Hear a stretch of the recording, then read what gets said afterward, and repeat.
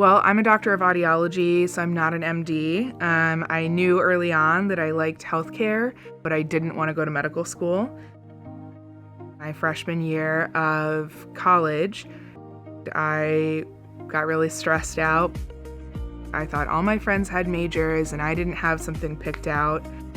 So basically locked myself in my room with all these career books from Barnes & Noble, and I took a bunch of tests, and speech therapy and audiology came up a couple of times.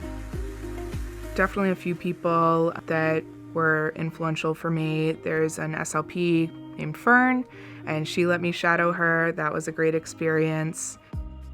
Audiology is actually one of the few specialties that is majority female. So actually most of our practice, most of our providers are women. So that's something that's unique about audiology and makes it a fun place to work. Within the field of audiology, there's always new technology coming out, and that's a good and a bad thing. So there's always a new answer and there's always a new bug. You have to be able to figure that out and do a fair amount of troubleshooting. I'm part-time here at Downstate, so about 3 days a month. I'm here seeing cochlear implant patients. Sometimes I'm doing evaluations.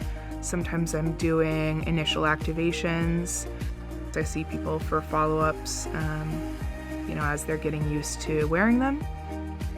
I went to school in Chicago, and I knew I wanted to come back to the East Coast after being in school in the Midwest. Dr. Wigand gave me a call, and I flew out a day or two later and did the interview, and he, took me on as a student. He offered me the position to stay on. We worked together through the pandemic from home. Dr. Wigand and I were on the phone with each other from our respective living rooms and doing home drop-offs and coordinating insurance so that we could still help people while the outpatient clinic was shut down. I am in a book club. When I first moved here, I really didn't know anyone barely who lived in New York, so I needed to make some friends, and I've always loved reading. So I found a book club and joined. I've been a member for more than 4 years. We meet up once a month to discuss a book, and then usually once a month just for a social event as well. I think for anyone interested in audiology or healthcare in general, the best thing you can be is curious.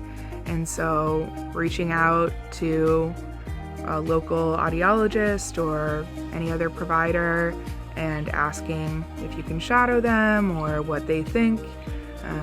We're generally more than happy to have some company. I know we always have students, and it keeps it fresh for us, and we wind up learning just as much from them.